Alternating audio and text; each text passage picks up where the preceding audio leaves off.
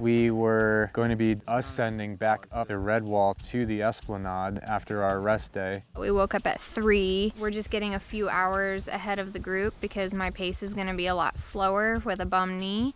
It was definitely a heavier pack than I was even expecting, and how fast people got tired was surprising for me. We had this really steep section, and then all of a sudden I just see Callie like kick this big rock. It's just like this big boulder. Like I'm just like, what were you doing? She's like, that rock just needed a swift kick. Backpacking, kind of like a love-hate relationship with it right now.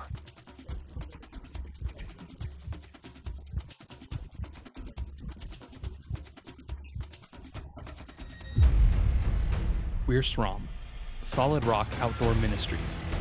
We've spent the last 30 years training people to be leaders in the wilderness. This time, we're taking a group of SROM veterans on their own course into Red Rock Canyon and the remote Grand Canyon to go deeper and live 15 days in the wilderness. Get up, we'll fight the darkness right beside you day and day out. Forget the days behind us now. You are here to stay out. I'm ready for the adventure. Here are our stories in the canyon.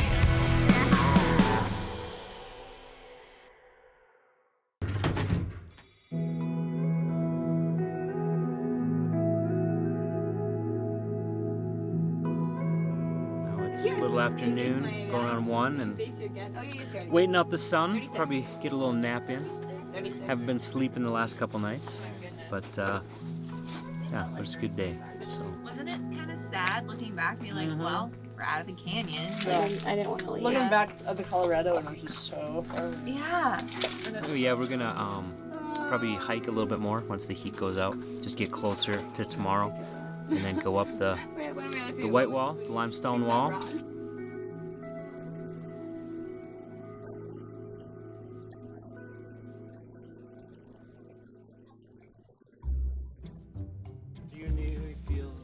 It was our last night for dinner in the canyon. We pull out the refill of the fuel bottle, and it's like heavier than I remember it, and so I was like, that's bizarre. So I like look at it.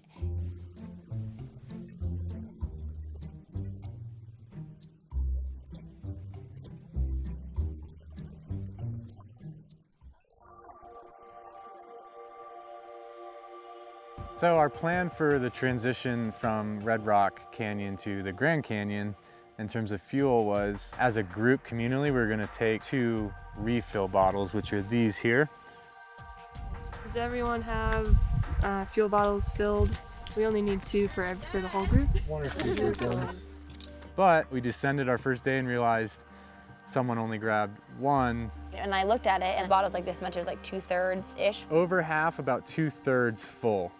And I remember it was on the dinner when we were on the Colorado where suddenly it hit me. I was like, Bubs, I don't know if we're gonna make it, you know? And we like shook it, and we're like, okay. Like, eek, scary. And I remember like we were just cooking, I was thinking, and it was just like, boom. I just had this like peace. Felt it like just fall over me, just a peace about it. I'm like, yeah, it's gonna be fine. Like, it's fuel.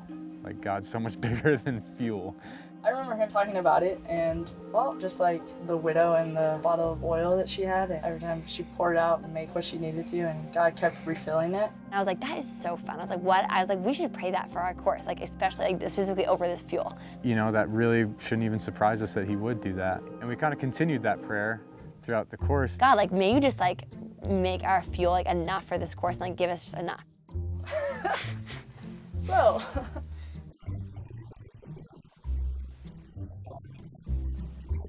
The puppy was to the brim, like right below the cap. This bottle is full, just full to the brim. Chelsea and I just looked at each other and we both just started laughing, and we were like, did anyone dump fuel back in the refill? And well, maybe Jake.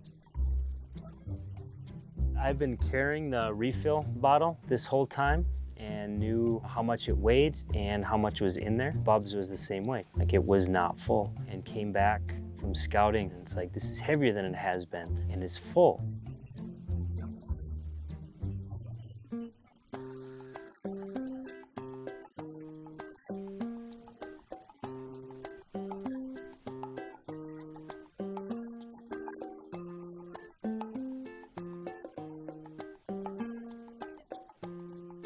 I feel weird, like I have chills a little bit, like is this real? And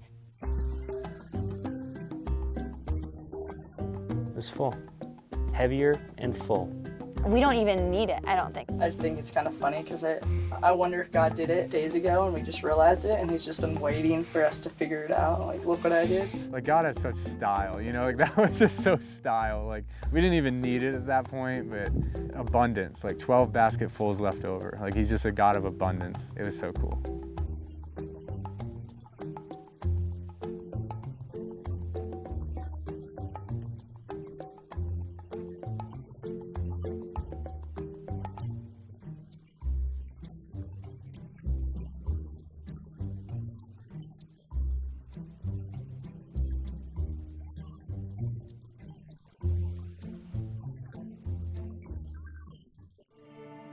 A lot of courses have been built up and built up and built up, and then we found that sometimes it's harder for students when they leave here because there's just like so much that's happened, and it's like such a unique experience where it's quick and you build community. God has done crazy things in your life that people can't relate to, and so when they leave, What we discuss in transference is taking what we saw the Lord do in us and as a community and everything he taught us out here in the wilderness, taking that back to the front country and to our normal lives in an effective way. like from the beginning when you all showed up here, and in all of your stories of like how you got here and why you're here, God has led us all on a journey in that, and it's been really cool to see. So things that people maybe even said in the very beginning are like coming to fruition now.